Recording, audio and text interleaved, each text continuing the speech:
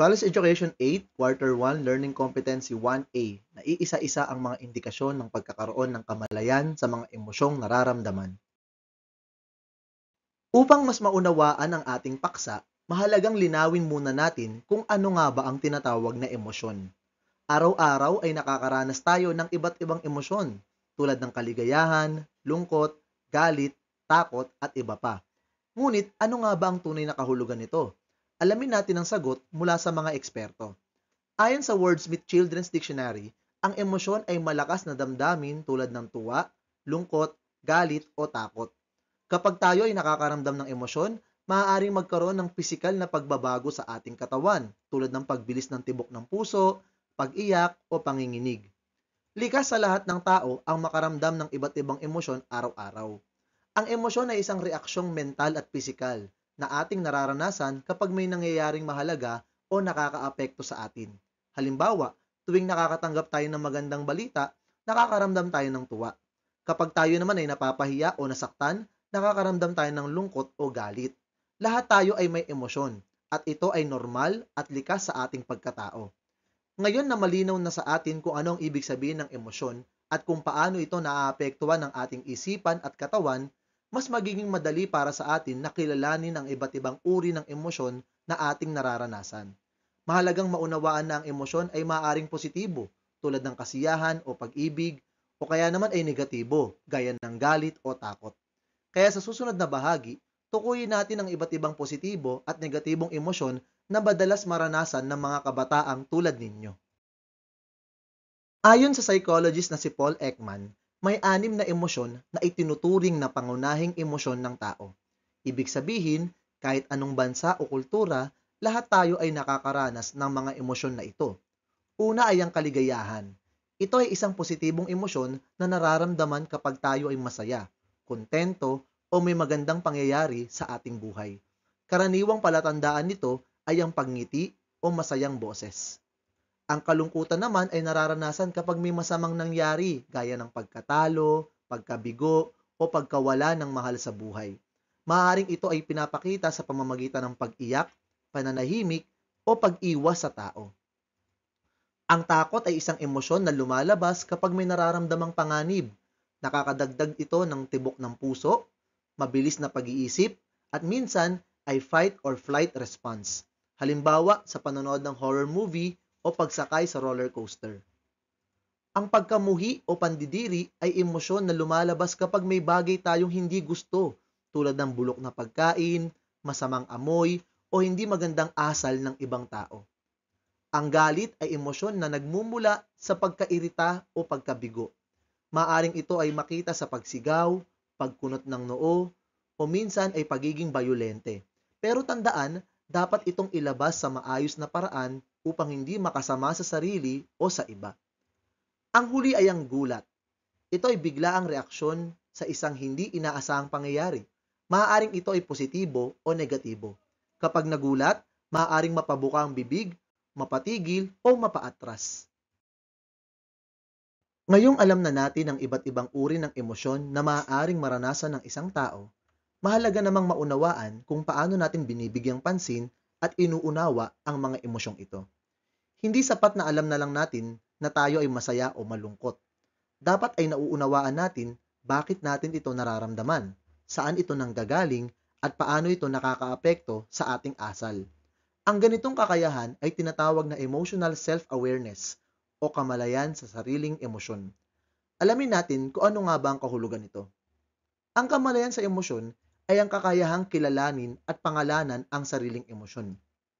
Ang kamalayan sa emosyon ay nangangahulugang alam mo kung ano ang iyong nararamdaman at bakit mo ito nararamdaman. Halimbawa, masasabi mong, ako ay malungkot ngayon dahil hindi ako nakapasa sa pagsusulit. Ang pagkilala at pagpapangalan sa emosyon ay unang hakbang sa pag-unawa sa sarili. Ang kamalayan sa emosyon ay pag-unawa sa pinagmulan ng emosyon at epekto nito sa sarili. Mahalaga ring maunawaan kung saan nanggagaling ang iyong emosyon at paano ito nakakaapekto sa iyong pag-iisip at kilos. Ayon sa Korn Ferry, ang emotional self-awareness ay tumutukoy sa kakayahang unawain ang iyong emosyon at ang epekto nito sa iyong performance. Alam mo kung ano ang iyong nararamdaman at kung paano ito nakakatulong o nakakasama sa iyong mga layunin. Ang kamalayan sa emosyon ay bahagi ng emotional intelligence na tumutulong sa tamang pagkilos at pakikitungo sa iba. Ang kamalayan sa emosyon ay bahagi ng emotional intelligence. Kapag may kamalayan ka sa iyong emosyon, mas kaya mong kontrolin ang iyong sarili at makitungo ng maayos sa ibang tao. Nakakatulong ito sa pagbuo ng mas maganda at positibong relasyon sa iba. Ngayon na malinaw na sa atin ang kahulugan ng emotional self-awareness, ang kakayahang kilalanin, pangalanan, at unawain ang sariling emosyon, mahalagang malaman natin kung paano ito naipapakita sa ating pang-araw-araw na buhay. May mga partikular na kilos, ugali, at pananaw na nagpapakita na ang isang tao ay may kamalayan sa kanyang nararamdaman. Sa susunod na bahagi ng ating aralin, tatalakayin natin ang mga indikasyon o palatandaan na nagpapakita ng pagkakaroon ng emotional self-awareness. Ano-ano nga ba ang mga indikasyon o palatandaan na ikaw ay may kamalayan sa iyong sariling emosyon? Ibig sabihin, paano mo nga ba masasabi na naiintindihan mo ang iyong nararamdaman? Sa lesson na ito, pag-uusapan natin ang mga simpleng senyales na ikaw ay may emotional self-awareness. Kapag meron ka nito, mas nagiging maayos ang pakikitungo mo sa sarili mo, pati na rin sa ibang tao. Kaya mahalaga na malaman natin ang mga palatandaan nito. Una, may kamalayan ka sa iyong emosyon kapag kaya mong pangalanan ang nararamdaman mo. Halimbawa, hindi mo lang sinasabing, basta ang bigat ng pakiramdam ko, kundi kaya mong sabihin, ako ay nalulungkot o ako ay naiinggit. Napakahalaga nito dahil kapag alam mo ang eksaktong nararamdaman mo, mas madali mo itong may papahayag at matutugunan. Halimbawa, pagkatapos ng recitation, sabi ni Kohid, kinabahan talaga ako kanina, parang natuyuan ako ng laway. Naipakita ni Kohid na kaya niyang pangalanan ang naramdaman niya, nervousness o kaba. Pangalawa, naiintindihan mo kung paano naaapektuhan ng emosyon ang iyong kilos, desisyon at pakikitungo sa iba. Halimbawa, alam mong kapag ikaw ay galit, baka hindi mo kayang makipag-usap ng maayos. O kapag masaya ka, mas magaan ang pakiramdam mo at mas madali mong natatapos ang mga gawain. Ang pagkaintindi sa epekto ng emosyon ay tulong para hindi ka basta-basta nadadala ng damdamin. Halimbawa, nagalit si Cambria sa kapatid niya bago pumasok sa school. Buong araw, bad mood siya at hindi nakasagot sa klase. Sabi niya, siguro kaya ako nawala sa focus kasi hindi pa rin ako okay sa away namin. Alam ni Cambria na naaapektuhan ng emosyon niya ang performance niya sa school. Pangatlo, may kamalayan ka sa iyong sariling emosyon kapag alam mo kung ano ang mga nagpapalitaw ng iyong emosyon o nakikilala mo ang iyong mga emotional trigger. Halimbawa, naiisip mong ako ay nai-stress tuwing maraming takdang aralin o ako ay naiinggit kapag may bagong gamit ang kaklase ko. Ang pagkilala sa mga trigger ay mahalaga para makaiwas o makapaghanda ka kung mangyayari uli ang mga ganitong sitwasyon. Halimbawa, tuwing umuulan at malamig ang panahon, parang nalulungkot si Jessie. Sabi niya, kapag umuulan at madilim, naaalala ko yung mga panahong mag-isa lang ako sa bahay. Kaya nagiging emotional ako.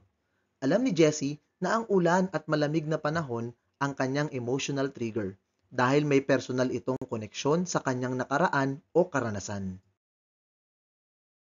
Pang-apat, kapag may kamalayan ka sa emosyon mo, kaya mo itong ipahayag sa tamang paraan. Ibig sabihin, hindi mo itinatago o pinipigilan ng sobra pero hindi mo rin ito inilalabas sa maling paraan.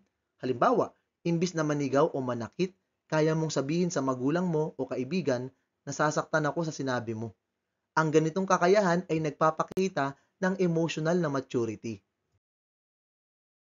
Halimbawa, tahimik lang si Claudio buong araw. Nung kinausap siya ng advisor, sabi niya, Sir, malungkot po ako kasi parang wala akong kaibigan. Naipahayag ni Claudio ang kanyang nararamdaman sa paraang malinaw at tapat. At panghuli, may kamalayan ka kung alam mo kung aling emosyon ang kaya mong kontrolin at alin ang hirap kang hawakan.